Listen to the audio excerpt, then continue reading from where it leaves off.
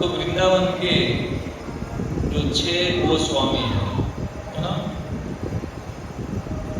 तो कितने गोस्वामियों के जीवन चरित्रों को हमने सुना? 6, 3 गोस्वामी।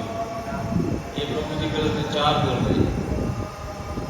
4 गोस्वामियों के जीवन के बारे में हमने थोड़ा बहुत स्पर्श करने का प्रयास किया, जिसमें रूप गोस्वामी, सनातन गोस्वामी, जीव गोस्वामी और गोपाल भट्ट गोस्वामी, है ना। और आज इसी श्रृंखला में आज हम सुनेंगे श्री रघुनाथ दास गोस्वामी के बारे में। ये सभी गोस्वामी चैतन्य महाप्रभु के परिकर है ना, उसके पार्षद है, नित्य पार्षद।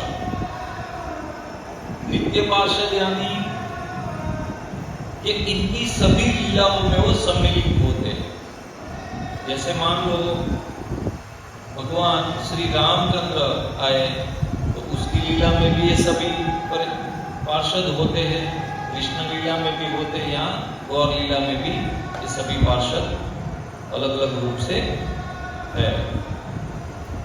तो आज हम श्री रघुनाथ दास गोस्वामी के बारे में थोड़ा बहुत सुनने का प्रयास करेंगे। तो कौन है ये रघुनाथ दास गोस्वामी? हमारी परंपरा में हम जो भी भक्ति या दर्शन या जो भी कुछ भक्तिमय सेवा कार्य कर रहे हैं, तो ये षड गोस्वामी के जीवन का ही निचोड़ है। आज हम जो कुछ भी कर पा रहे हो, इन लोगों की वजह से ही कर पा रहे हैं। तो श्री रघुनाथ दास जी के पिता बंगाल प्रांत के सप्तनाम नामक ग्राम, सप्तनाम नाम का ग्राम बड़ा गांव था और वो बड़ा प्रांत था, उसके राजा रघुनाथ दास गोस्वामी के पिताश्री कौन थे? राजा। जैसे एक बड़ा राजा होता है ना, और इसके अंडर में छोटे छोटे राजा होते हैं, जिसको कहते हैं अपनी भाषा में कहते तो रजवाड़ा अथवा खंडिया राजा हो, है ना। तो इन छोटे छोटे राजाओं को क्या होता है कि वो अपने प्रांत में से जो भी कर वसूल करते हैं, उसका थोड़ा हिस्सा ऊपर के राजा को देना होता है। तो ऐसे ये राजा है जिसका नाम है गोवर्धन दास मजूमदार। क्या नाम है? गोवर्धन दास, रघुनाथ दास के पिताश्री का नाम। और रघुनाथ दास के एक बड़े ताऊ, ताऊ यानी ताऊ जी, इसको कहते हैं बड़े पापा, उसको ताऊ जी भी कहते हैं ना, ताऊ जी यानी कि उसके पापा के पापा। उसका नाम है हिरण्यदास, हिरण्यदास, जो निसंतान थे, यानी कि 2 भाई, दोनों राजा और दोनों के बीच में एक ही संतान। ये रघुनाथ दास है, वो भी अपने माता पिता की एकलौती संतान है ना। तो घर में अपार संपत्ति है, कितनी अपार, राजा है और ये राजा का लड़का, घर में कितनी अपार संपत्ति है। बंगाल के नवाब की ओर से श्री गोवर्धन दास जी इस इलाके का राज कर की वसूली करते थे, यानी कि जो टैक्स है ना, हम भी पे करते हैं ना, इनकम टैक्स या प्रॉपर्टी टैक्स वगैरह। वैसे ये जो राजा है गोवर्धन दास, ये बड़े नवाब के अधीन इस राज्य की कर की वसूली करते थे। कितनी वसूली थी? 20 लाख स्वर्ण मुद्रा। कितनी? 20 लाख। इसमें से आधी नवाब को देनी होती है, आधी, और आधी उसकी होती है। तो मान लो 20 लाख में से 10 लाख सुवर्ण मुद्राएं वार्षिक सालाना, है ना। तो प्रति वर्ष 10 लाख सुवर्ण मुद्राएं की बचत होती है। और कितनी धनराशि होती है? 10 लाख सुवर्ण मुद्राएं, कोई कम नहीं, है ना। आज के युग में अगर गिने जाए तो करोड़ों अरबों रुपया होते होंगे शायद। तो इतनी संपत्ति के बीच केवल एक ही लड़का, है ना, इतनी सारी संपत्ति है और एकमात्र लौटा बेटा है, रघुनाथ दास। तो हम लोग अनुमान कर सकते हैं कि कितना लाड़ प्यार से इसका लालन पालन होता होगा। इतनी धन संपत्ति, एक ही लड़का है, इतना लाड़ प्यार से इसका उछेर होता होगा। इन्हें रघुनाथ दास को सभी प्रकार के जो सुख साधन संपन्न है वो सुलभ थे, है ना। जो मांगे वो मिलता था, लेकिन वो क्या मांगते थे? कुछ मांगते ही नहीं थे, है ना। इसमें बचपन से ही विलक्षण गुण थे। विलक्षण यानी कि विशिष्ट प्रकार के लक्षण, है ना।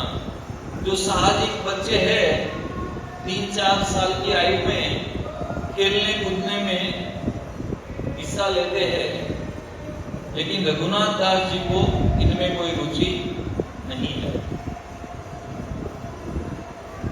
तो ये जो सांसारिक जो सुख भोग है, इनके प्रति उदासीन रहते, इनके प्रति कोई रस नहीं रखते।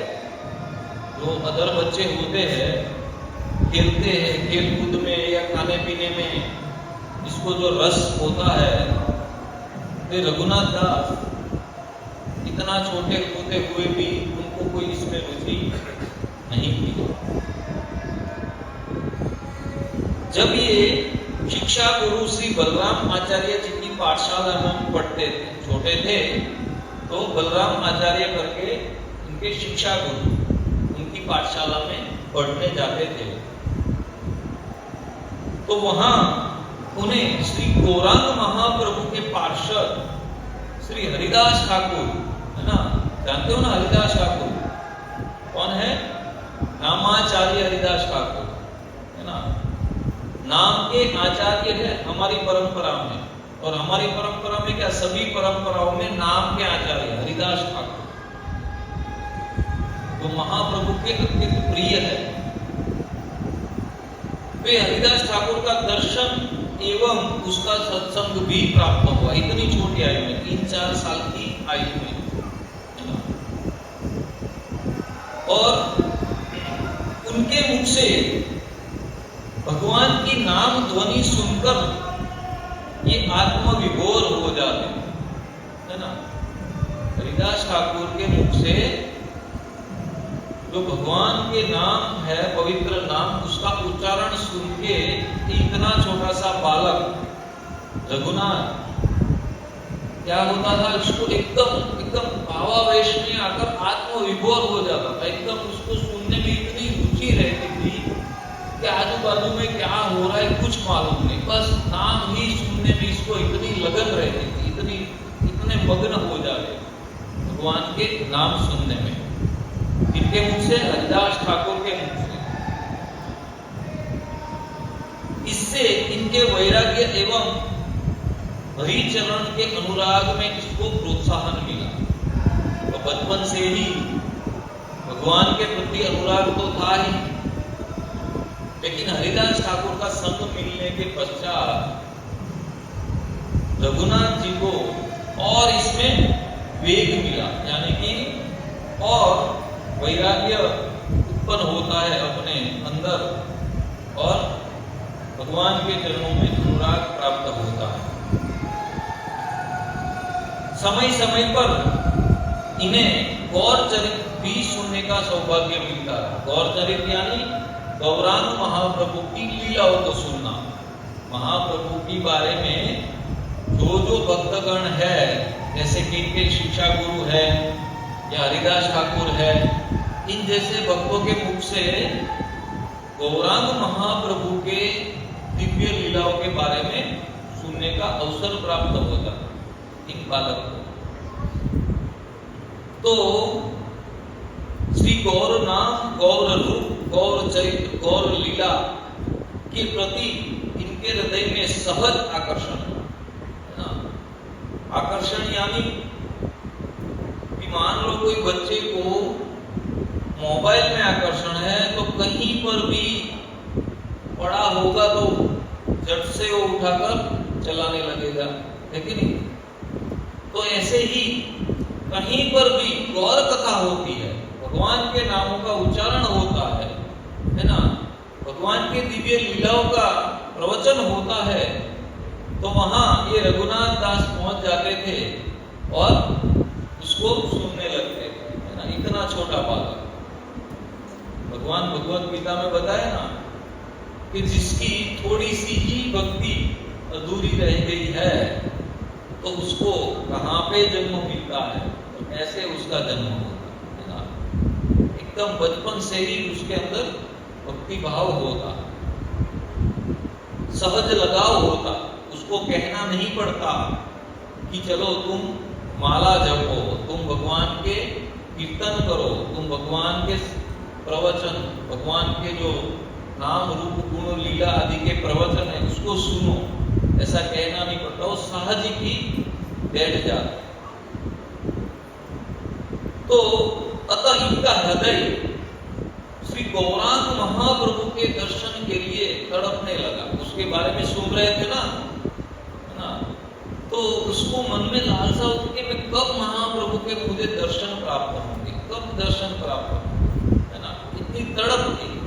लेकिन अभी छोटे से है, कहीं जा भी नहीं सकते, है ना, और माता पिता भी चिंतित रहते थे कि ये बाल सहज क्रिया क्यों नहीं कर रहा। जैसे सभी बच्चे, अन्य बच्चे खेलते हैं, खाते पीते हैं, नाचते कूदते हैं, वैसे ही क्यों नहीं कर रहा। और ये भगवान के नाम के प्रति, भगवान के प्रति ये आकर्षित रहता है। तो इनकी माता पिता को भी थोड़ा चिंता, इतना बड़ा राज्य है, अगर ये सब छोड़ के ये कोई साधु बन गया तो क्या होगा हमारा। तो ये तड़पन बढ़ती ही जा रही थी महाप्रभु के दर्शन की जो लालसा, रोते रहते इतनी कम आयु में, और जैसे तैसे घर से भागने की चेष्टा करने लगे। महाप्रभु के दर्शन करने के लिए घर से भागने की चेष्टा करने लगे। तो धीरे धीरे माता पिता को इनकी मनोवृत्ति का ज्ञात हो गया कि इनकी मनोवृत्ति क्या, ये भाग जाना चाहता है ना, महाप्रभु के दर्शन के लिए ये घर से भाग जाना चाहता। तो माता पिता ने क्या लगा दी, सिक्योरिटी लगा दी, वॉच लगा दी उसके ऊपर, सैनिकों का पहरा लगा दिया कि आप देखो ये कहीं भाग ना जाए, है ना। तो गुरुकुल जाते समय भी सदा उसके पीछे सैनिक लगे रहते थे, गुप्तचर लगे रहते थे, ये कहीं भाग ना जाए। तो कड़ा शासन हो गया इसके ऊपर, कड़ी पाबंदी हो गई, बगैर पूछे कहीं जा नहीं सकते। और जितनी पाबंदी उतनी विकलता बढ़ती है ना। तो जितना इधर से प्रेशर बढ़ता है कि नहीं तुम्हें नहीं जाना है, इतना इधर से व्याकुल हो रहा है मन के, कब मैं जाऊं और महाप्रभु जी के दर्शन को पाऊं, है ना। इतनी व्याकुलता बढ़ती जाती है। तो कहीं से भी महाप्रभु के समाचार आते हैं तो एकदम भाव विभोर हो जाते हैं, रोने लगते हैं, कभी हर्ष से, कभी शोक से कि महाप्रभु के दर्शन नहीं होते। तो इतनी व्याकुलता के बीच में एक बार उसको एक समाचार प्राप्त हुए और बहुत ही दुखी हो गए। क्या समाचार मिले रघुनाथ को? अभी 4-5 साल की आयु है। उसको समाचार मिले कि गौरांग महाप्रभु ने संन्यास ले लिया है ना, गौरांग महाप्रभु ने संन्यास ले लिया है। ये समाचार सुनते ही बहुत दुखी हो गए और इन्हें मूर्छा आ गई है ना, इतना दुख अनुभव किया कि मूर्छित हो गए। तीसरे दिन, ये समाचार सुनने के तीसरे दिन और एक समाचार प्राप्त होते हैं कि महाप्रभु ने अपनी माता को वचन दिया है कि मैं संन्यास तो लूंगा, लेकिन उनकी माता ने वचन ले लिया कि तुम कहीं दूर नहीं जाओगे, संन्यास भले ही तुम ले लो लेकिन आजू बाजू में ही रहना है ना, गांव के निकट कहीं दूसरे गांव में रहना है। तो नदिया जो गांव है उनके बाजू में शांतिपुर नामक गांव। कौन कौन लोग गए हैं? कोई मायापुर गए हैं? तो वहां पे शांतिपुर नामक गांव है जहां अद्वैत आचार्य रहते हैं। अद्वैत आचार्य है ना, हम पंच तत्व मंत्र में बोलते हैं ना श्री अद्वैत है ना, वही अद्वैत आचार्य शांतिपुर गांव में रहते हैं। तो इधर रघुनाथ जी को पता चला कि महाप्रभु कहीं दूर नहीं गए, लेकिन शांतिपुर में अद्वैताचार्य के घर पधारे है ना। तो इन्होंने अपने माता पिता को कहा कि मुझे कृपा करके महाप्रभु के दर्शन के लिए जाने की अनुमति दीजिए। पहले तो मना किया, लेकिन बहुत ही रोए गिड़गिड़ाए। बाद में इनके माता पिता ने कुछ ब्राह्मणों और कुछ सेवकों के साथ इनको शांतिपुर जाने की अनुमति दे दी और व्यवस्था भी कर दी। तो श्री रघुनाथ दास शांतिपुर में असंख्य भक्त वृंद के बीच में विराजमान महाप्रभु के दर्शन को प्राप्त किए है ना। जब वहां पहुंचे रघुनाथ दास तो बहुत सारे भक्तों के बीच में गिरे हुए थे महाप्रभु, बहुत सारे भक्त थे वहां पे और उन्होंने महाप्रभु का दर्शन किया।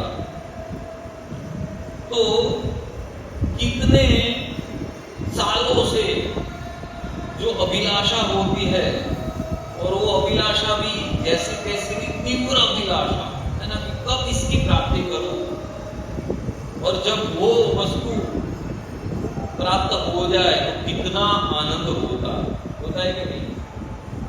तो परम शांति का अनुभव करते हैं, आनंद है ना कि महाप्रभु जी के दर्शन प्राप्त हो गए। और काही मां मेरी रक्षा करो, मेरी रक्षा करो है ना, ऐसे पुकार करते करते भक्त वृंदों के बीच में जाकर श्री महाप्रभु जी के चरणों में गिर पड़े। इतना छोटा सा बालक देखो, लेकिन उसकी मति, उसकी जो विकलता है ना, कितनी गहरी होगी भक्ति के प्रति, भगवान के प्रति, ये यहाँ देखने को मिलती है।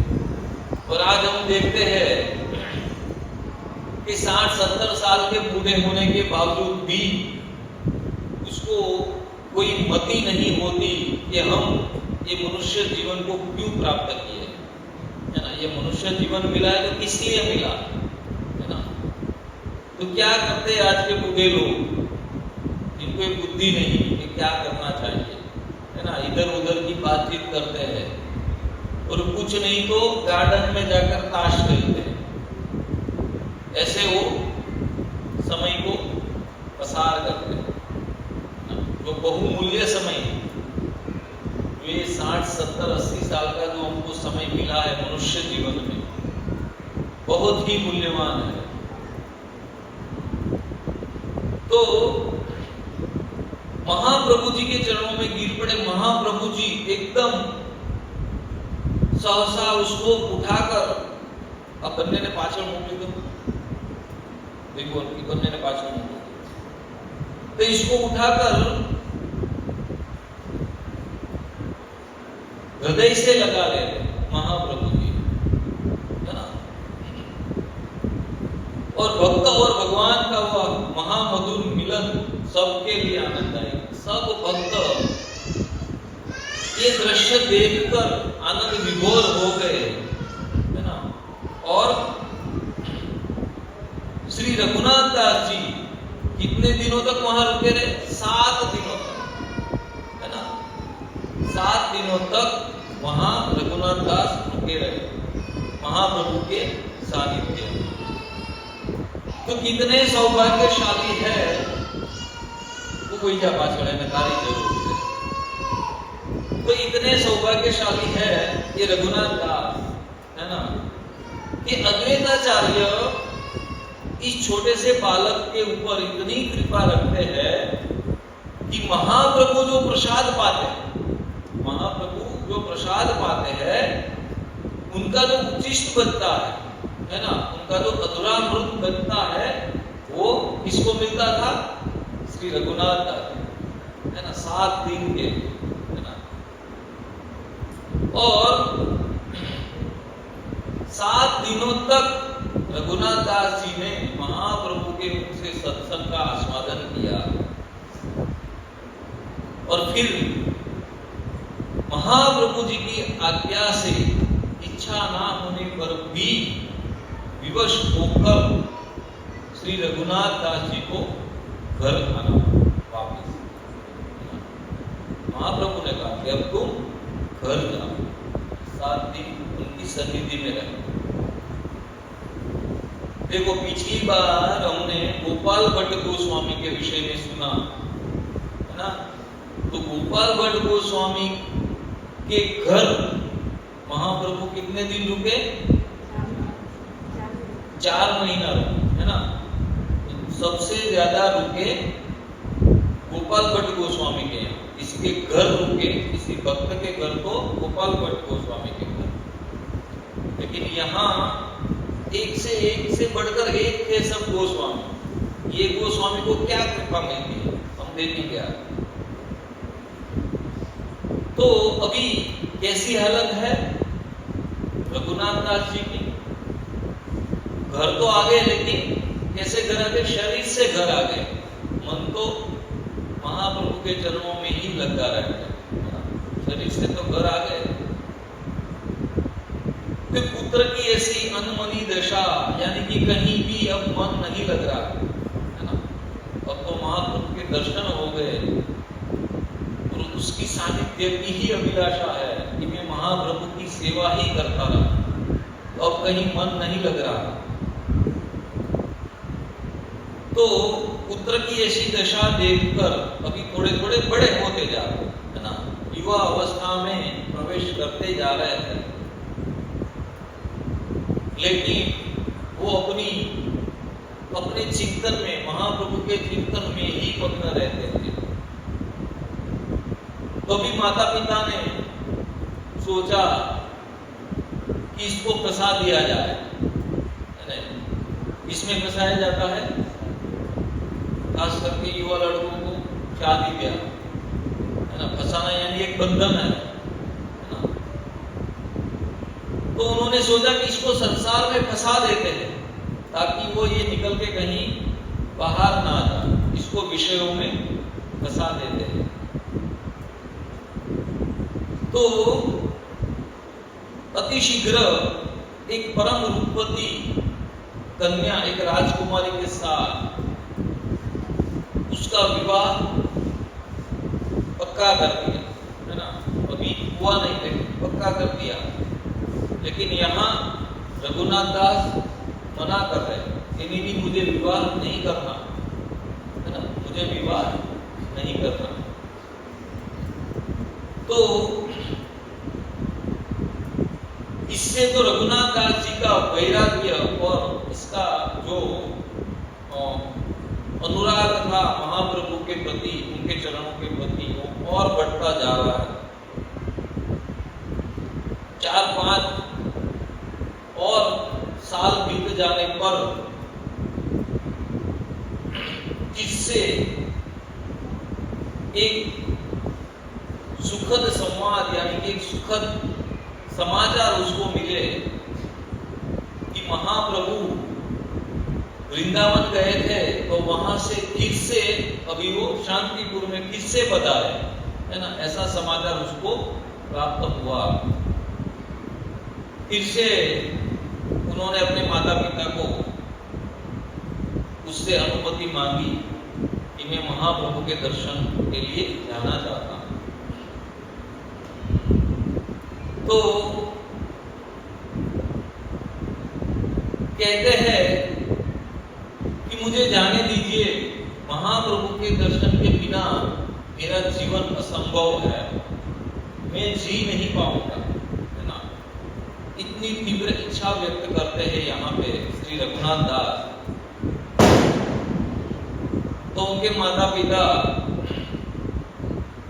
फिर से व्यवस्था करके पहले जैसी ही बूढ़े ब्राह्मण और सैनिकों के साथ इनकी जाने की व्यवस्था करते हैं ताकि वो कहीं भाग ना।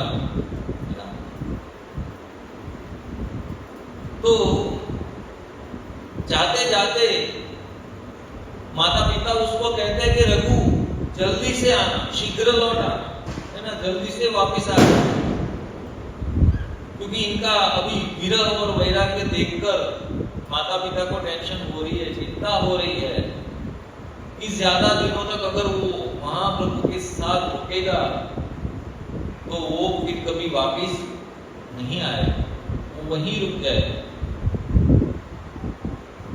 तो फिर से कुछ दिन तक महाप्रभु के दर्शन को फिर से उनका सौभाग्य को प्राप्त हुआ और महाप्रभु की सेवा का सौभाग्य भी रघुनाथ दास को प्राप्त। जितने दिन वो वहां रुकते हैं तो महाप्रभु की सेवा करते, है ना, उससे सुनते। तो कुछ दिन तक तो महाप्रभु जी ने उनको सेवा प्रदान की। बाद में एक दिन कहते हैं कि रघु अब तुम घर लौट जाओ।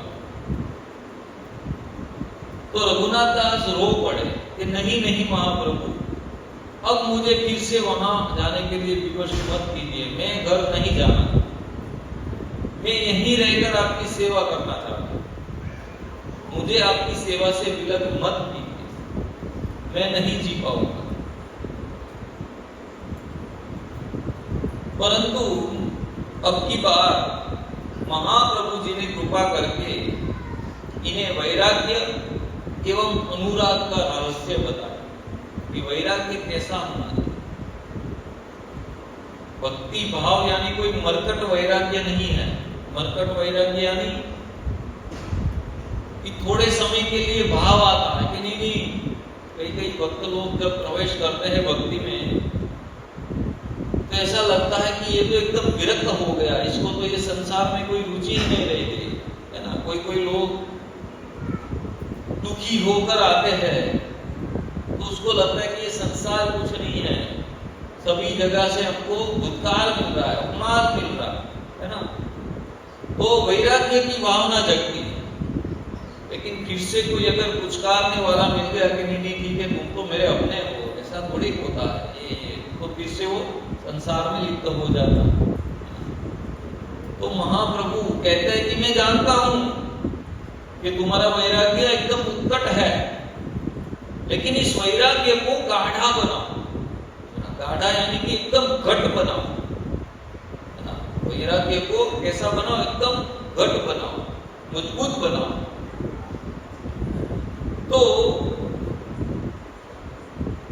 रघु निष्ठा का हृदय में पोषण करते हुए अनासक्त भाव से बाहर से लोक व्यवहार करो और अंदर से भक्ति करो, है ना। महाप्रभु के शब्द है, कहते हैं कि क्या कि बाहर से ऐसा व्यवहार करो कि लोगों को लगे कि ये लोक व्यवहार यानी कि ये सभी भी व्यवहार में लिप्त है, लेकिन अंदर से तुम भक्ति का पोषण करो, है ना, वैराग्य का पोषण करो।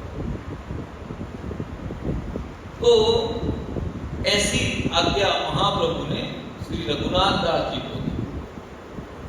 महाप्रभु जी की आज्ञा लेकर रघुनाथ दास जी घर आते हैं और जैसे ही महाप्रभु ने आज्ञा दी है वैसे संसार में बाहर से लोगों को लगता है कि ये संसार ही है ना, फिर से वो मुझे काटो है, चलो निकल गई। तो माता पिता फिर से प्रेशर करने लगे कि रघु अब तुम शादी कर लो, है ना, ब्याह कर लो।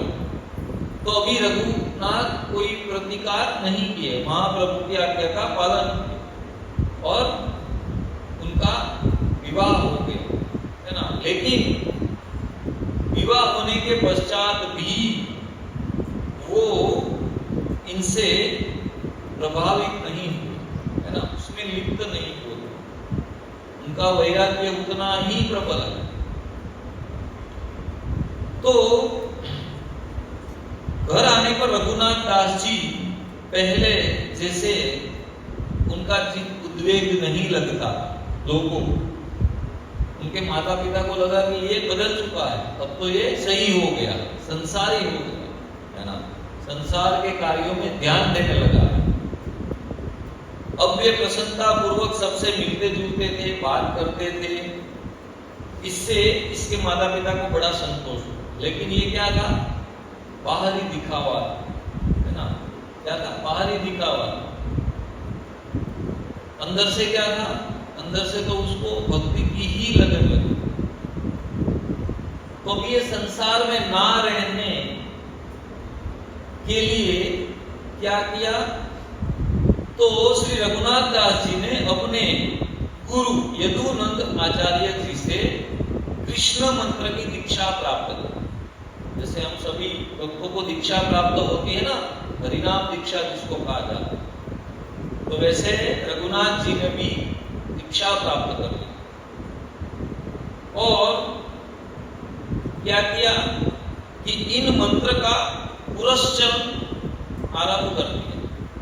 पुरस्चरण मालूम है किसी को, पुरस्चरण यानी क्या, जो मंत्र मिलता है गुरु महाराज के द्वारा दीक्षा के समय, उनका जितने अक्षर होते हैं उनका मल्टीप्लाई यानी कि उनके गुना 18 लाख, सॉरी 4 लाख, है ना, 4 लाख। मान लो कि 10 अक्षर का जो मंत्र है तो 10 गुना 4 लाख यानी कि 40 लाख मंत्रों का अनुष्ठान करना होगा, उसको कहा जाता है पुरस्चरण, है ना। तो उसमें नियमित बैठना है, पूरा अनुष्ठान प्रतिदिन पूरा दिन बैठना है, ऐसा।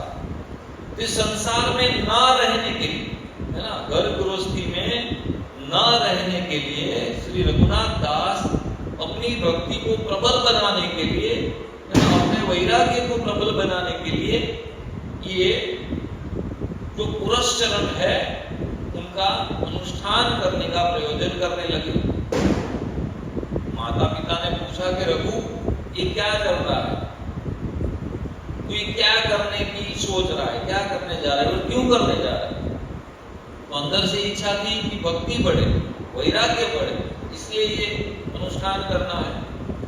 लेकिन माता पिता को क्या कहा कि घर में सुख शांति रहे, वातावरण अनुकूल रहे, है ना, हमारे परिवार में धन वैभव बढ़े, इसलिए मैं ये अनुष्ठान करना चाहता हूं। देखो माता पिता को कितना अच्छा लगेगा कि घर में सुख शांति बढ़े, परिवार में धन वैभव बढ़े, इसलिए मैं ये अनुष्ठान करना चाहता हूं। तो कौन माता पिता, कौन पत्नी रोकेगी? रोकेगी कोई नहीं रोकेगी। तो ये कह दिया। ये झूठ नहीं है, सच ही है। भक्ति में तो ये सब साइड इफेक्ट, भक्ति में ये सभी चीजें वैसे ही आ जाती है ना, भक्ति करने से। तो ये संसार से छूटने के लिए श्री रघुनाथ दास जी ने ये जो पुरस्चरण है वो प्रारंभ कर दिया।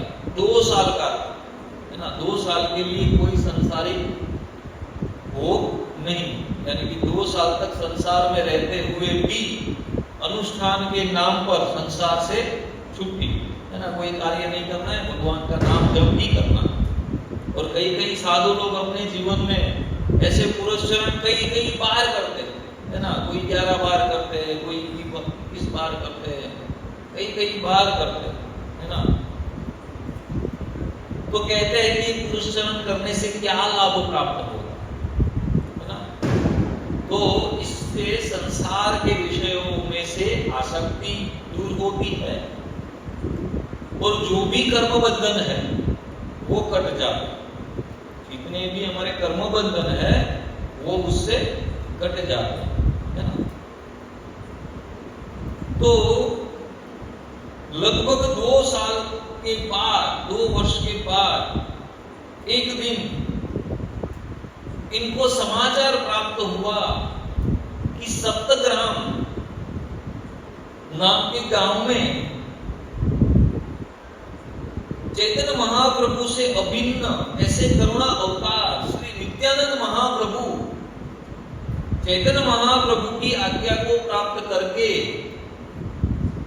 नगर संकीर्तन करते करते इस गांव में पधारे, है ना। वैसे तो उन्होंने सुना कि नित्यानंद प्रभु को भी चैतन्य महाप्रभु के साथ जगन्नाथपुरी जाना, लेकिन महाप्रभु ने आदेश दिया कि तुम पूरे जगत में ये कृष्ण नाम का प्रचार करो, घर घर जाओ और ये हरि नाम की भिक्षा मांगो और सभी मनुष्यों को कृष्ण प्रेम प्रदान करो। तो ऐसे नित्यानंद प्रभु नगर संकीर्तन को लेकर नगर संकीर्तन करते करते गांव में घूमते हैं और यहाँ सप्तग्राम में आ पहुंचे हैं। ऐसा समाचार रघुनाथ दास को मिलता है ना। तो और श्री राघव पंडित के घर पधारे तो रघुनाथ दास जी का मन मचल उठा कि मैं ये जो महाप्रभु से अभिन्न जो नित्यानंद प्रभु है उनके दर्शन करना चाहता हूं। और अभी तो माता पिता की आज्ञा भी सहज थी, क्योंकि माता पिता को ऐसा लग रहा था कि अब तो ये हमारे जैसा हो गया है, जाओ जाओ कोई बात नहीं। क्योंकि पिछली बार वहां जाकर आने के पश्चात ही इसमें चेंजेस आया और माता पिता कोई मना नहीं कर रहे, ऐसे ही सहजता से उसको जाने दिया कि जाओ जाओ ठीक है कोई बात नहीं, है ना। तो उपहार की विविध सामग्रियां लेकर, क्योंकि राजा का बेटा है ना, तो बहुत सारी सामग्री, क्योंकि लाखों भक्त थे उन संकीर्तन में, कोई नित्यानंद प्रभु अकेले नहीं निकलते, लाखों भक्त थे उनके संकीर्तन में जुड़ गए और जहां जहां नित्यानंद प्रभु जाते उसके साथ साथ पूरा भक्त वृंद संकीर्तन में जुड़ता जा रहा। और कहते हैं कि वो संकीर्तन की ध्वनि कितनी थी, तो जब संकीर्तन होता है तो आजू बाजू के कई गांवों तक वो ध्वनि सुनाई देती, इतना प्रचंड संकीर्तन होता था। तो उपहार की विविध सामग्रियों के साथ श्री रघुनाथ दास जी पानीहाटी ग्राम पहुंचे, जहां संकीर्तन लेकर पहुंचे थे नित्यानंद प्रभु जी। तो गंगा जी के परम पावन पुलिन पर विशाल वट वृक्ष है, आज भी वहां है वो वट, है ना, गंगा जी के पुलिन पर किनारे पर। उसके नीचे एक बड़े से चबूतरे, यानी अपने भाषा में कहते कोटला, चबूतरे पर विराजमान श्री नित्यानंद प्रभु जी का दूर से ही दर्शन करते हैं और अपने आप को परम धन्य मानते हैं श्री रघुनाथ दास जी, और दूर से ही उसको दंडवत करते हैं। जैसे ही नित्यानंद प्रभु जी को देखते हैं तो वहीं वो दंडवत करते हैं। नित्यानंद प्रभु जी की दृष्टि भी उस पर पड़ती है। तो जैसे ही रघुनाथ दास जी को देखते हैं नित्यानंद प्रभु, वो कहते हैं कि देखो देखो आ गया वो चोर।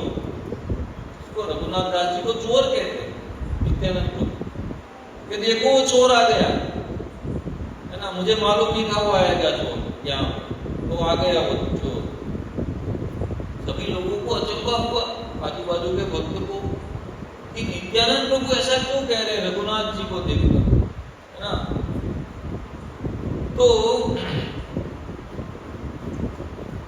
भक्तों ने पूछा कि नित्यानंद प्रभु जी, ये रघुनाथ दास जी तो राजा के पुत्र है, बहुत धनी है, उसने कभी चोरी नहीं की है, तो आप क्यों ऐसा कह रहे हो कि चोर आ गया?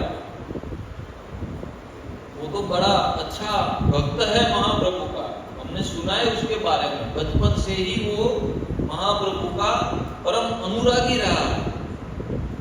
आपको कुछ गलत फहमी हुई है, वो चोर नहीं है। नित्यानंद प्रभु हंस के कहते नहीं वो चोर ही है, मुझे कोई गलत फहमी नहीं, वो चोर ही है। तो और कहते हैं कि ये चोर है और कब तक मेरी नजरों से छिपा रहता, एक दिन तो उसको मेरे पास आना ही था, है ना। तो तब तक ये जो वार्तालाप हो रहा है, तब तक रघुनाथ दास जी वहां पे पहुंच जाते हैं और नित्यानंद प्रभु उसको पकड़ लेते हैं और उसका आलिंगन करते हैं और कहते हैं कि ला, शीघ्र तुमने जो चोरी की है ना, उसका दंड मुझे शीघ्र अर्पित कर। अगर कोई चोरी करता है तो दंड भुगतना पड़ता है कि नहीं?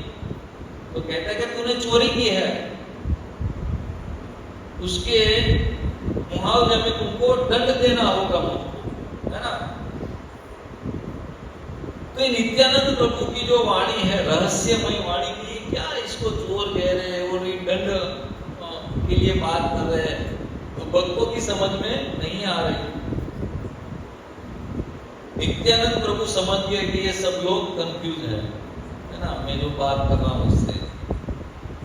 तो तब इनकी जो असमंजस है वो दूर करने के लिए नित्यानंद प्रभु कहते हैं कि गौरांग महाप्रभु मेरा धन है ना। गौरांग महाप्रभु कौन है? मेरा धन है। और ये रघुनाथ ने उसको 2 बार मुझसे चुराने की प्रयास किया। 2 बार मिले थे कि नहीं? तो महाप्रभु का जो प्रेम है वो प्राप्त करने का 2 बार प्रयास किया। और इधर पहले रघुनाथ जी भी सोचते कि महाप्रभु इतने करुणामय है, कभी भी महाप्रभु ने किसको मोड़ के वापस नहीं भेजा, और मुझे 2-2 बार उन्होंने भेज दिया, मेरा वो स्वीकार नहीं कर, क्यों ऐसा, है ना। यहाँ पर उनको मालूम पड़ा कि ऐसा क्यों हो रहा है। तो कहते हैं नित्यानंद प्रभु कि कोई बिना पूछे अगर किसी का धन ले ले, उसको क्या कहा जाता? चोरी तो कहा जाता है ना। मान लो कोई चीज पड़ी है कि प्रभु जी क्या मैं आपका मोबाइल ले सकता हूं, आप हाँ कहेंगे तो उसको चोरी नहीं की जाती, चोरी नहीं कहा जाता। लेकिन आपको बिना पूछे, आपकी बिना खबर के मैं कुछ भी चीज अगर ले लूं तो वो क्या है? चोरी ही तो है। तो इस हिसाब से तुम चोर हुए कि नहीं? तो सब भक्त हंस रहे, है ना। जो नित्यानंद प्रभु का जो ये तर्क है उसके ऊपर सब लोग आनंद कर रहे कि अच्छा पकड़ा नित्यानंद प्रभु ने। तो यहाँ कहते हैं कि मेरे पूछे बिना रघुनाथ तू भोग करना चाहता है, और ऐसा तू 2 बार कर चुका है, इसलिए तू चोर है ना। इसका तात्पर्य क्या है कि श्री नित्यानंद जी का अनुगत्य स्वीकार किए किए बिना अगर कोई श्री चरणों की, महाप्रभु के चरणों की प्राप्ति की चेष्टा करना सर्वथा अनुपयुक्त है कि नहीं? क्योंकि नित्यानंद प्रभु गुरु तत्व है ना, आश्रय तत्व है। भगवान क्या है? विषय तत्व है। और आश्रय तत्व क्या है? नित्यानंद प्रभु। जैसे राम जी की लीला में आश्रय तत्व कौन है? लक्ष्मण जी, है ना। कृष्ण लीला में आश्रय तत्व कौन है? बलराम जी। तो वैसे गौर लीला में आश्रय तत्व है नित्यानंद प्रभु। और उसकी मान लो कि हमें अगर भगवान की शरण प्राप्त करनी है तो बिना गुरु के डायरेक्ट हम भगवान की शरण प्राप्त नहीं कर पाते, नहीं कर सकते, है ना। तो इसलिए ये सिद्धांत भी है कि श्री नित्यानंद प्रभु जी के अनुगत्य हुए बिना श्री गौर कृपा प्राप्त नहीं होगी। थोड़े समय पहले जब हमने नित्यानंद प्रभु की लीला के बारे में सुना था, तब भी ये बात वहां पे आई थी कि अगर महाप्रभु की कृपा प्राप्त करनी है तो किसकी आराधना करनी होगी? नित्यानंद प्रभु, उसको रिझाना होगा, है ना। तो महाप्रभु ऑटोमेटिक रिझ जाएंगे, है ना। और किसके ऊपर रिझे थे नित्यानंद प्रभु? याद है, एक प्रसंग लिया था कि उसके ऊपर महाप्रभु की कृपा कब हुई थी? नित्यानंद प्रभु की पहले कृपा हुई, उसके पश्चात महाप्रभु की कृपा हुई। वरना महाप्रभु तो अपना सुदर्शन चक्र निकाल लिए थे उसको मारने के लिए। कौन? गायमदार, है ना। महाप्रभु तो उसका नाश करना चाहते थे, लेकिन नित्यानंद प्रभु ने कहा कि नहीं नहीं महाप्रभु, है ना, आपको तो उसको प्रेम प्रदान करना है। तो जिसको मारना चाहते थे भगवान, नित्यानंद प्रभु की कृपा से भगवान ने उसका आलिंगन किया। देखो, है कि नहीं? तो पहले नित्यानंद प्रभु की कृपा प्राप्त होगी, तब ही महाप्रभु की कृपा प्राप्त होगी। तो इसका दंड तुम्हें भोगना पड़ेगा।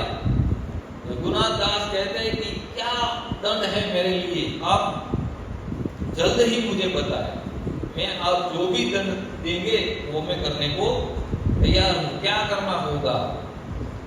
तो नित्यानंद प्रभु कहते हैं कि ये जितने भी भक्त हैं जो संकीर्तन में जुड़े हुए हैं, उन सबको दधी चीड़ा प्रसाद खिलाना होगा। दधी चीड़ा मालूम है? दधी चीड़ा है, दधी चीड़ा यानी कि दही में जो भी फल है उसके टुकड़े, और चीड़ा यानी काकड़ी, अपनी देशी भाषा में काकड़ी, उसके टुकड़े, है ना, उसको भिगोया जाता है, उसको उसमें मिक्स किया जाता है, उसको कहा जाता है दही चीड़ा या दुग्ध चीड़ा। तो दो बड़े बड़े कुंड बनवाए, उसमें एक में दही से भर दिया और एक में दूध से भर दिया, और दोनों में से ये सब सामग्री दोनों में डाल दी, जिसमें फल के छोटे छोटे टुकड़े होते हैं, चीड़ा के टुकड़े होते हैं, और मेवे भी उसमें डाले जाते हैं। उसको एकदम भीगने दिया जाता है और बाद में उसको प्रसाद के रूप में लिया जाता है ना। तो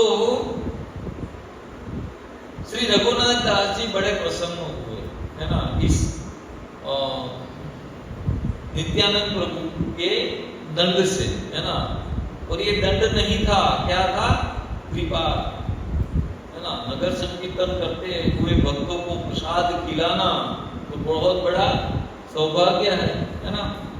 तो ये नित्यानंद प्रभु की कृपा हुई और तत्काल ये दधी चीड़ा महोत्सव का विशाल आयोजन हो गया, क्योंकि राजा के लड़के थे, धन की तो कोई कमी थी नहीं, है ना।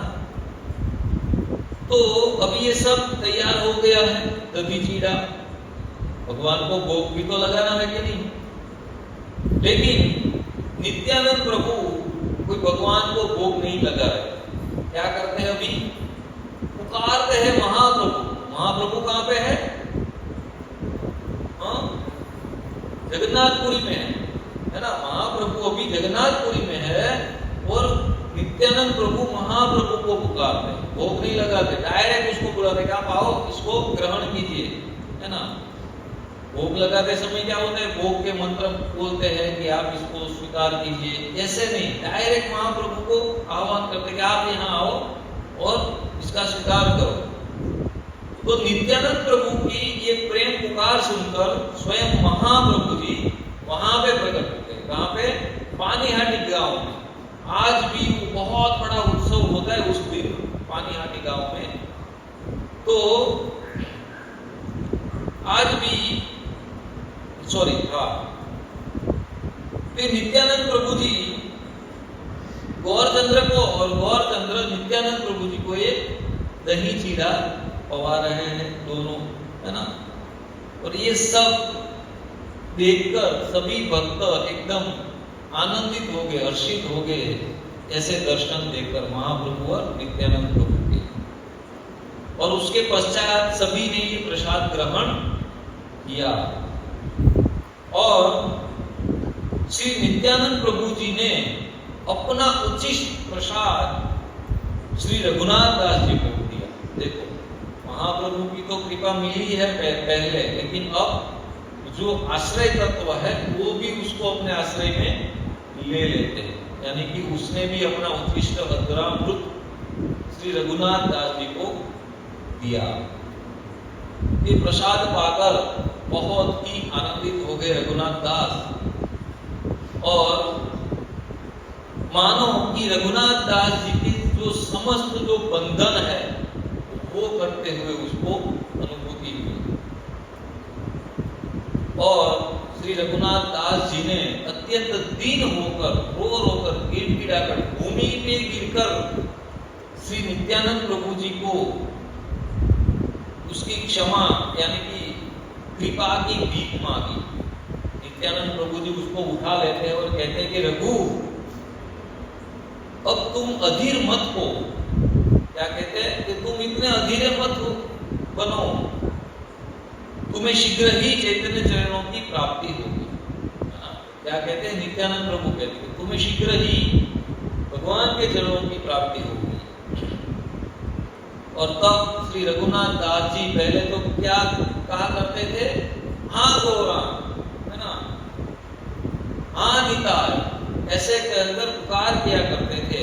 लेकिन अभी हाँ गौर, हाँ नित्यानंद, हाँ गौर, ऐसे करके वो पुकार करने लगे और अपने घर को लौट जाते हैं।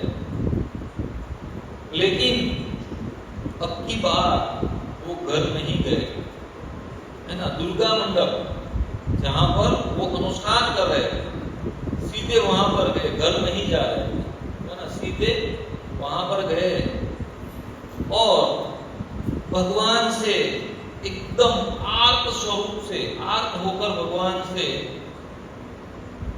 प्रार्थना करने लगे कि अब मुझसे रहा नहीं जाता, जल्द ही मुझे अपने चरणों में ले लो, है ना, जल्द ही मेरा स्वीकार करो। लेकिन अभी सैनिकों की देखरेख में भागना भी संभव नहीं है। लेकिन एक दिन रघुनाथ दास जी को भागने का मौका मिला। उनके जो यदुनंद आचार्य है, उनके शिक्षा गुरु, उन्होंने ब्रह्म मुहूर्त में आकर कहा कि मेरे जो पुजारी है वो कई दिनों से भगवान की सेवा के लिए नहीं आ रहे, तो तुम उसको जाकर कहोगे तो वो आने लगेंगे फिर से, क्योंकि ये राजा का पुत्र है, तो थोड़ा भार पड़ेगा कि नहीं उसकी बात का। तुम अगर उसको जाकर कह दो तो वो फिर से मेरे ठाकुर जी की सेवा के लिए वो आने लगेंगे मेरे पुजारी। तो यहाँ रघुनाथ दास जी कहते हैं कि ठीक है, कोई बात नहीं, मैं उसको बुला लाता हूं। तो पहरेदार भी वहां थोड़े अस्त व्यस्त थे, थोड़े आजू बाजू में गए थे, तो उसको चांस मिल गया रघुनाथ दास जी। वो निकले तो जो पुजारी थे उसके घर जाने को निकले, लेकिन कहाँ गए? अपने ठाकुर जी के घर। कहाँ थे अपने ठाकुर जी? जगन्नाथपुरी में, है ना। कोई घोड़ा कोई बगी कुछ नहीं, है ना। अगर घोड़ा लेंगे बगी लेंगे तो पता चल जाएगा कि कोई दूर जाने वाला। रात के अंधेरे में, सुबह ब्रह्म मुहूर्त अंधेरा था, तो अंधेरे में वो भाग निकले नीलाचल की ओर, है ना, जगन्नाथपुरी की ओर। 15 कोस तक भागते ही रहे, कहीं रुके नहीं, 15 कोस, है ना। और रात्रि में एक ग्वाला के घर में विश्राम किया, फिर से एक प्रहर आराम करके फिर से वो वहां से भागते दौड़ते 12 दिनों तक भागते, 12 दिनों, है ना। जहां पर भी रात्रि हो तो वहीं 2-3 घंटे विश्राम कर लेते, कोई कुछ देता है तो खा पी लेते, फिर से भागने लगते। तो 12 दिनों में वो कहां पे पहुंचे? जगन्नाथपुरी पहुंच गए, है ना, अपने गांव से। और दूर से ही भगवान की जो मंदिर है, भगवान का मंदिर है जगन्नाथपुरी का, उसकी ध्वजा का दर्शन किया और उसके रोम रोम पुलकित हो गए, है ना, कि यहां मेरे भगवान विराजमान। तो हाँ गौर, हाँ निमाय पुकारते पुकारते वो सिंहपौर पर, सिंहदार है ना, वहां पे वो पहुंच गए। और उसको पुनः पता चला कि महाप्रभु अपने निवास स्थान पर है। तो वहां अपने परिकरों के साथ गौरचंद्र का दर्शन किया। तो हृदय में जो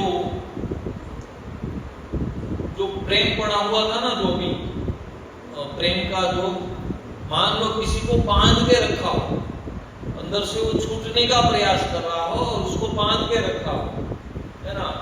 और जब वो छूटता है तो कितने वेग से वो आगे की ओर, जैसे, है ना।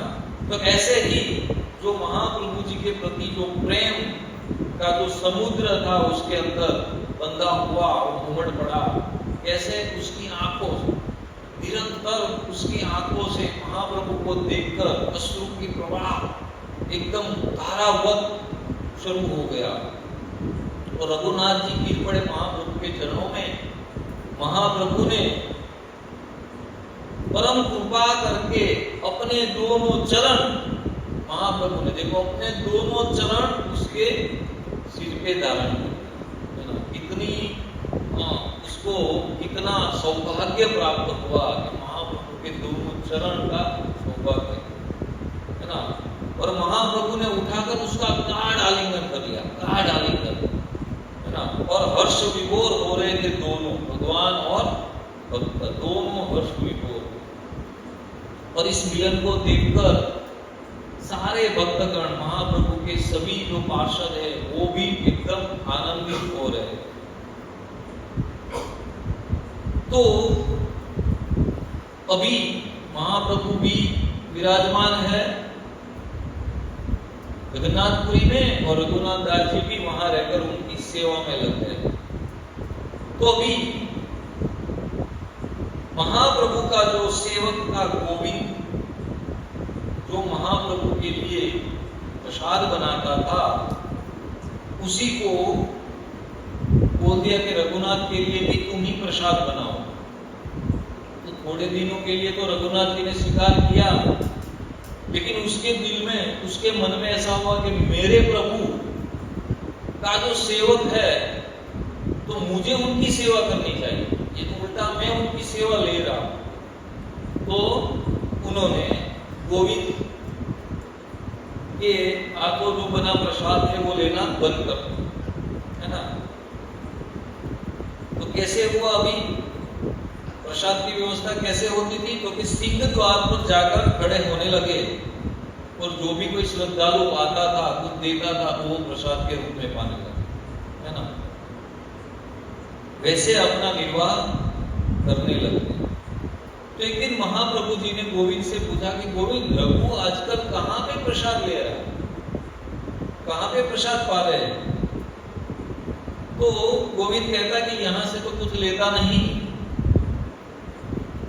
और वो स्वयं सिंह पौर पर खड़े होकर अपनी भिक्षा स्वयं कर लेते हैं। तो ये सुनकर महाप्रभु बड़े प्रसन्न हुए। क्यों प्रसन्न हुए? अपने भक्त का वैराग्य देखकर प्रसन्न, है ना।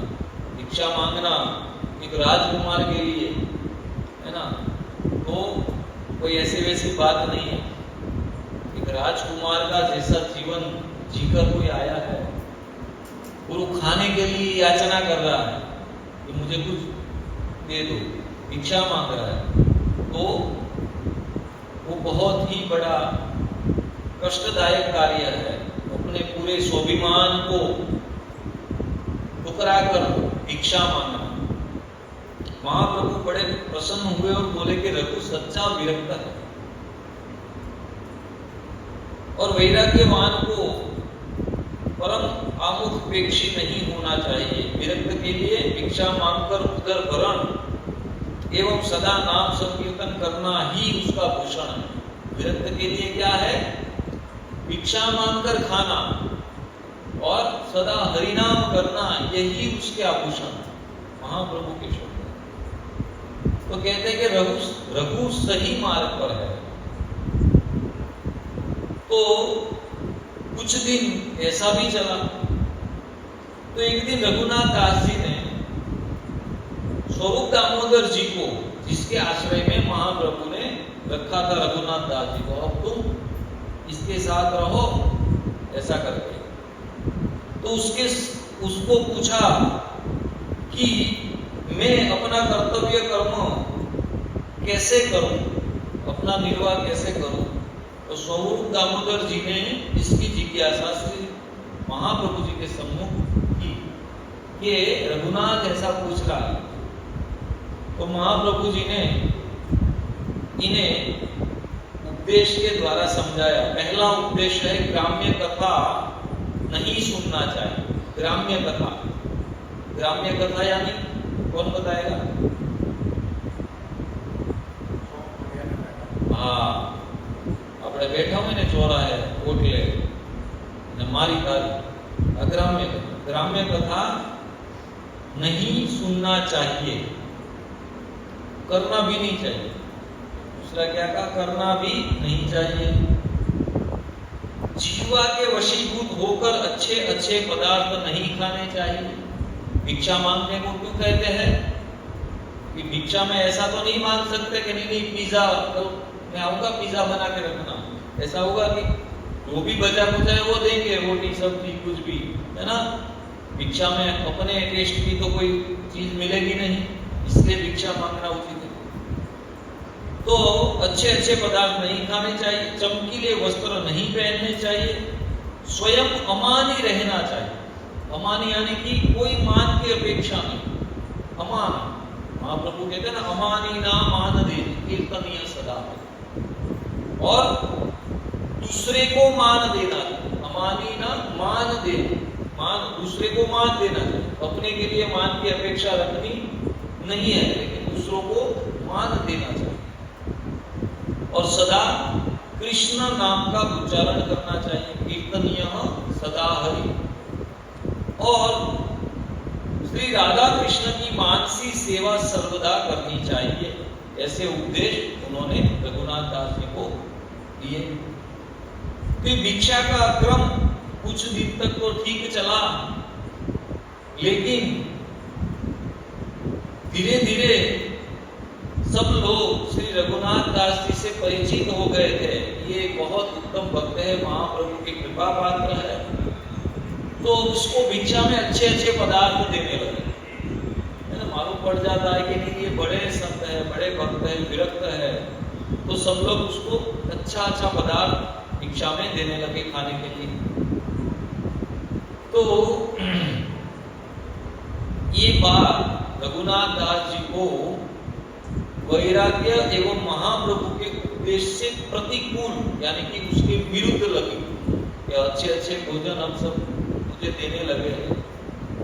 तो क्या किया कि अब वो सिंह द्वार पर भी नहीं जा रहे, है ना। तो कुछ दिनों के बाद महाप्रभु गोविंद से पूछते हैं कि अभी रघुनाथ कैसे भिक्षा प्राप्त करता है। तो गोविंद कहते हैं कि अब तो वो सिंह द्वार पर भी नहीं खड़े रहते, है ना। तो महाप्रभु बहुत प्रसन्न हुए। कहते हैं महाप्रभु कि सिंह द्वारे भिक्षा वृत्ति वेश्यर आचार। क्या कहते हैं कि सिंह द्वार पर खड़े होकर भिक्षा की आशा से जो खड़ा रहना है वो कैसा है कि कोई वेश्या का खड़ा रहना है, किसी पुरुष के विषयी पुरुष के इंतजार में। विषयी पुरुष के इंतजार में जैसे कोई वेश्या स्त्री खड़ी रहती है, ठीक वैसा ही है भिक्षा के लिए सिंह द्वार पे खड़े रहना। तो रघु ने ये बहुत ही अच्छा किया कि उन्होंने ये सिंह द्वार पे खड़ा रहना भी त्याग दिया, है ना। तो अभी कैसे उनका भरण पोषण हो रहा है, तो क्या कर रहे हैं रघुनाथ दास खाने के लिए। तो जगन्नाथपुरी में एक आनंद बाजार है, आनंद बाजार, जिसमें भगवान को भोग लगाया हुआ सभी प्रसाद आनंद बाजार में आता है और वहां से भक्तों में वितरित होता है। लेकिन 2 दिन से बचा हुआ जो प्रसाद पड़ा रहता है, जो थोड़ा कीड़े लग जाते हैं, जो दुकानदार उसको फेंक देते हैं, वो रघुनाथ दास जी ले लेते हैं फेंका हुआ, और उसको इतनी बार पानी में धोकर जो उसकी जो गंदगी दूर हो जाती है और उसके शुद्ध कण जो बचते हैं उसको खाकर पेट भरते हैं। देखो कितने विरक्त है कि वो भिक्षावृत्ति भी नहीं करते, है ना। जो खराब समझकर जो फेंक दिया जाता है उसको धोकर स्वच्छ करके उसको खाते हैं, है ना, बिना स्वाद का। तो ऐसे वो अपना वो चलाते हैं। तो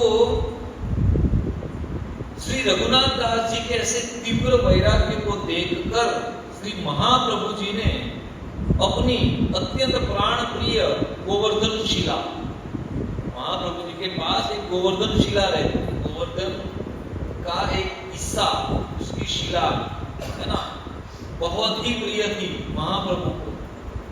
वो भी इसको दे दिया, रघुनाथ दास जी को प्रदान किया। और क्या दिया, गुंजा की माला, जो पहनते थे गुंजा माला, वो भी उसको प्रदान की। और उसका सात्विक पूजन करने का आदेश दिया। सात्विक पूजन, राजसिक नहीं, सात्विक। सात्विक यानी कि कम से कम पदार्थ। अभी रघुनाथ दास जी के पास तो कुछ था ही नहीं अपना, है ना, एक लंगोट और एक वस्त्र ऐसा ही था, कुछ था नहीं। एकदम सात्विक सेवा इसकी करना, ऐसा। तो श्री रघुनाथ दास जी महाप्रभु के ये अहेतु की कृपा प्रसाद के रूप में सब वस्तुएं प्राप्त करके गदगदित हो गए। एक बार जब रघुनाथ दास जी वो जो अन्न के कण जो धोकर शुद्ध कर रखे थे वो खा रहे थे एक छोटे से बर्तन में लेकर, उसी समय महाप्रभु वहां पे आ गए, है ना, जहां पे ये पूछा कि ये क्या खा रहे हो तुम अकेले अकेले, रघुनाथ मुझे क्यों नहीं दे रहे। तो रघुनाथ दास को डर लगा कि महाप्रभु मेरे खाए हुए इस पात्र में से अगर खा लेंगे तो मुझे पाप लगेगा। वो भागने लगे तो महाप्रभु ने झपट कर उसमें से एक जो अन्न था उसमें से अपनी मुट्ठी भर ली और खा ली। और यहाँ पे रघुनाथ जी रोने लगे कि महाप्रभु जी क्या आप कर रहे हो, पहले से ही मैं पतित हूं और आप मुझे और पाप में डाल रहे हो।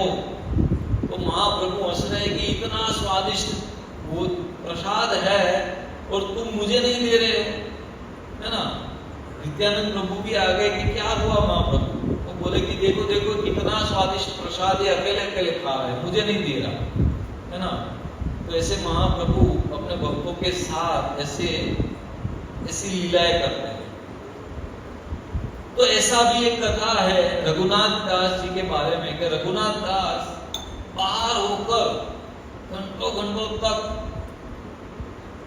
जगन्नाथ भगवान का दर्शन कर रहे थे। तो एक समय बहुत ही ठंड का समय चल रहा था उन दिनों, लेकिन यहाँ दर्शन करने में रघुनाथ दास जी इतने मग्न थे, उसको वातावरण का कोई अनुभूति नहीं थी, कोई भान नहीं था, उसका शरीर ठिठुरने लगा।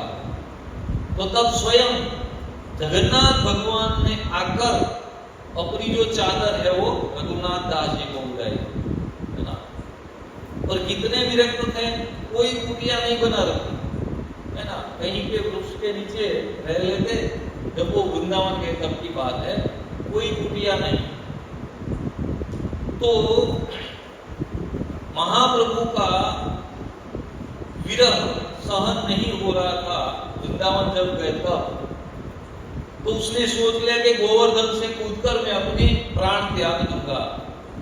लेकिन वहां उसको रूप गोस्वामी और सनातन गोस्वामी मिलते हैं और कहते हैं कि महाप्रभु का कार्य अभी तक आपने किया नहीं, अभी बाकी है। क्या महाप्रभु ने आदेश दिया है?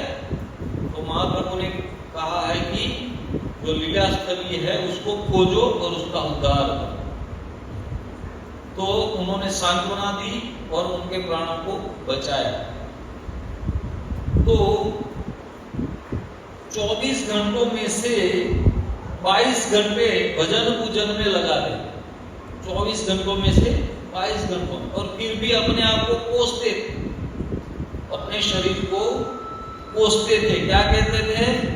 कहते थे कि ये शरीर से कुछ भजन साधन तो हो नहीं रहा, ये शरीर के लालन पालन में ही समय बीतता। कितना बीतता था? 2 घंटे, फिर भी वो अपने शरीर को कोसते थे, है ना। और कुछ दिन बाद वो तो वहां पर भी ऐसा ही करते थे। कहीं पे भिक्षा मांगने जाते नहीं थे, ऐसा जो बचा कुचा कुछ होता था उसको शुद्ध करके भोजन के रूप में ग्रहण करते थे। तो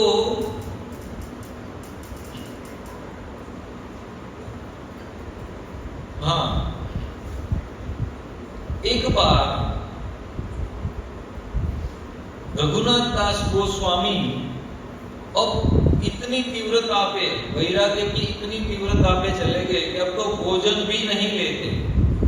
सिर्फ भोजन के नाम पर आधा पांव यानी कि थोड़ा सा छाछ पीकर जीवन को चलाते थे, है ना।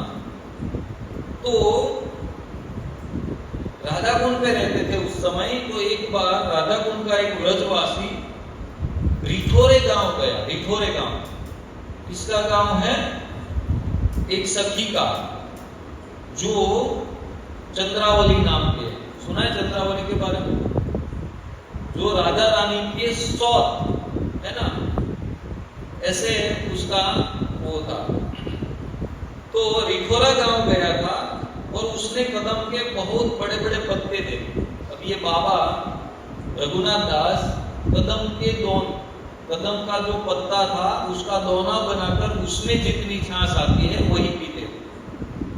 तो वहां ये जो ब्रजवासी उसने बड़े बड़े पत्ते देखे कदम के। वो सोच रहा कि रघुनाथ दास जी तो कदम के पत्ते में ही छाछ भरकर पीते हैं और हमारे वहां के कदम के पत्ते छोटे छोटे हैं, यहाँ के कदम के पत्ते बड़े बड़े हैं। तो यहाँ से ले जाऊं कदम के पत्ते और उसका दोना बनाकर उसमें रघुनाथ जी को अगर मैं छाछ दूंगा तो ज्यादा छाछ उसमें समाएगी। तो उसने ऐसा किया कि कदम के पत्ते का दोना बनाया और उसमें छाछ भरी और रघुनाथ दास जी को भी रघुनाथ दास जी ने पी ली। लेकिन रघुनाथ दास जी देख रहे कि इतना बड़ा पत्ता तो आज तक देखा नहीं। तो पूछा करते हैं वो ब्रजवासी से ये बहुत बड़ा पत्ता है, कहाँ से ला?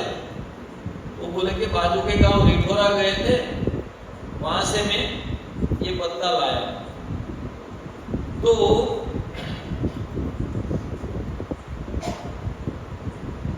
यहाँ पे खींच जाते हैं रघुनाथ दास कि अरे तूने रिठोरा के कदम पत्र में मुझे छाछ पिला दिया, ये अच्छा नहीं किया, क्योंकि रिठोरा में तो चंद्रावली रहती है और वह मेरी प्राण सर्वस्वा श्री श्री जी की सौत का भाव रखती है ना। जो राधा रानी है उसकी सौत का भाव रखती है ये चंद्रावली, है ना। उसकी कथा सुनिए किसी ने चंद्रावली की? नहीं सुनी? सुनेंगे। थोड़ा गुह्य लीला है, लेकिन कभी चांस मिला तो उसके विषय में हम बात करेंगे। तो यह कर कर देखो, इसको राधा रानी की अनन्य भक्ति में कितनी आसक्ति है। देखो रघुनाथ दास जी को कि जब उन्होंने सुना कि रिठोरा गांव की है जहां चंद्रावली रहती है, उसमें उसके पत्ते में भरकर दिया है, तो उसने अपनी मुंह में उंगली डालकर जो छाछ थी सारी वो उल्टी कर दी, है ना। ऐसे अनन्य भक्त है रघुनाथ दास जी। तो आगे अभी है एक दो लीला, लेकिन अगली बार हम सुनेंगे। एक मानसी सेवा करते करते क्या हुआ था श्री रघुनाथ जी के साथ, है ना। और राधा रानी भी एक बार उसको चुंदरी का छांव करती, है ना। तो कोई कुटिया कुटिया तो बनाते थे नहीं, है ना। राधा कुंड पे जप किया करते थे, भजन किया करते थे। तो उन दिन गर्मियों का वातावरण चल रहा था, बहुत ही कड़ी धूप थी, लेकिन ये तो अपने राधा कृष्ण के नाम में मग्न है। तो स्वयं राधा रानी अपनी जो चुनरी है उसकी छांव करके खड़ी है उसके ऊपर। देखो, हमें लगता है कि ये भक्ति क्या है ना। तो जैसे एक माता अपने पुत्र के लिए, है ना, जो धूप में खड़ा है उसके लिए छांव करती है एक माँ, वैसे ही राधा रानी स्वयं रघुनाथ दास जी के लिए अपनी चुंदरी की छांव करते हैं, है ना, कि रघुनाथ जी को धूप ना लगे। तो ऐसे है हमारे परंपरा के आचार्य श्री रघुनाथ दास गोस्वामी, और ऐसे ही और एक गोस्वामी की चर्चा हम अगले शुक्रवार को करेंगे, जिसका नाम है रघुनाथ भट्ट गोस्वामी, है ना। रघुनाथ दास गोस्वामी है, वैसे ही एक और गोस्वामी है रघुनाथ भट्ट गोस्वामी, है ना, जिसकी जीवनी हम अगले शुक्रवार को देखेंगे। ठीक है। किसी को कुछ कहना है, अगर किसी को और कुछ मालूम है रघुनाथ दास गोस्वामी के बारे में तो कह सकते हैं, या किसी का कोई प्रश्न है तो पूछ सकते हैं। नहीं है?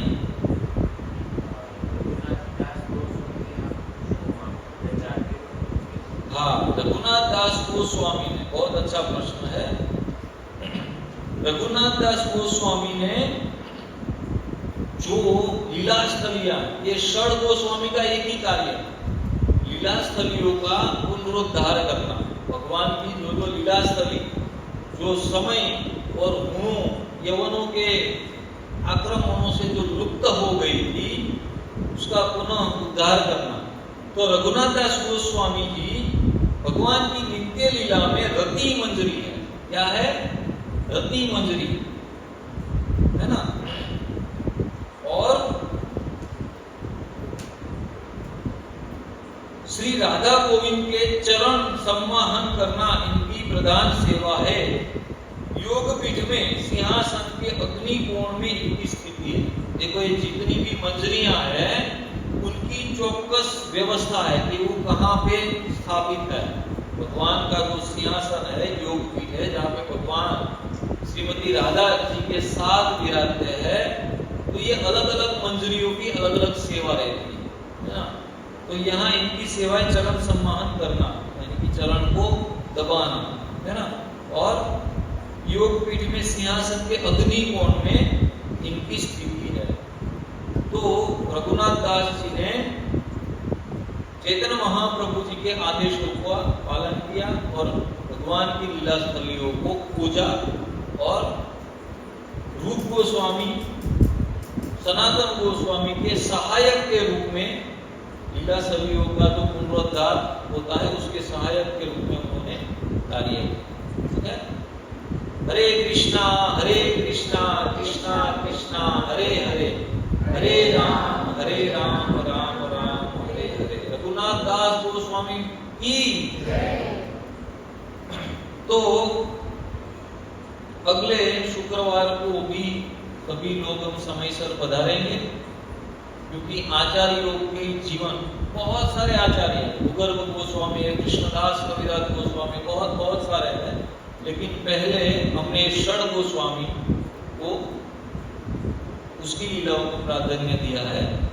तो कोई भी छुट्टी ना ले, क्योंकि बहुत ही हमारी परंपरा के स्वामियों को अगर हम नहीं समझेंगे, गोस्वामियों को, तो हम में भी ऐसा भाव प्रकट नहीं हो, है ना।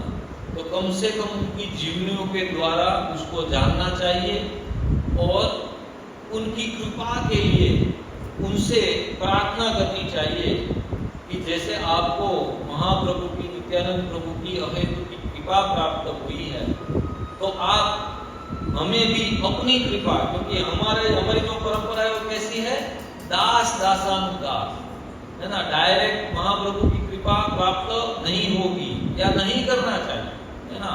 क्योंकि उनके दास की भी कृपा अगर हमें मिल गई तो भी महाप्रभु की कृपा में मिल जाएगी, ठीक है। तो इसका ऐसे चरित्रों का श्रवण करना चाहिए, इनका चिंतन और मनन करना चाहिए, ताकि हमारे अंदर भी थोड़ी सी, है ना, हमारे पास कोई राजपाट तो है नहीं कि छोड़ के जाना है, कुछ छोड़ने के लिए कुछ है ही नहीं वैसे तो, है ना। लेकिन फिर भी ये जो कुछ भी हमारे पास है उसमें से भी हमारी आसक्ति दूर नहीं हो रही है। ऐसे गोस्वामियों के चरणों की अनुराग अगर हम प्राप्त करेंगे तो ही हम आसक्ति से मुक्त हो पाएंगे, है ना, वरना मुक्त नहीं, ठीक है। महाप्रसादे गोविंदे नाम ब्राह्मणे वैष्णवे स्वल्प पुण्यम रतन राजन विश्वासुनेव जायते। जय श्री कृष्ण चैतन्य प्रभु नित्यानंद श्री अद्वैत गदाधर श्रीवासादि श्री गौर भक्त वृंद। हरे कृष्णा कृष्णा कृष्णा हरे हरे, हरे राम राम राम हरे हरे, हरे कृष्णा कृष्णा कृष्णा हरे हरे, हरे राम राम राम हरे हरे, हरे कृष्णा कृष्णा कृष्णा हरे हरे, हरे राम राम हरे हरे। श्री श्री राधा दामोदर महाप्रसादम की, जगत गुरु श्रील प्रभुपाद की, पिताय गौर प्रेमानंदे। हरे कृष्ण।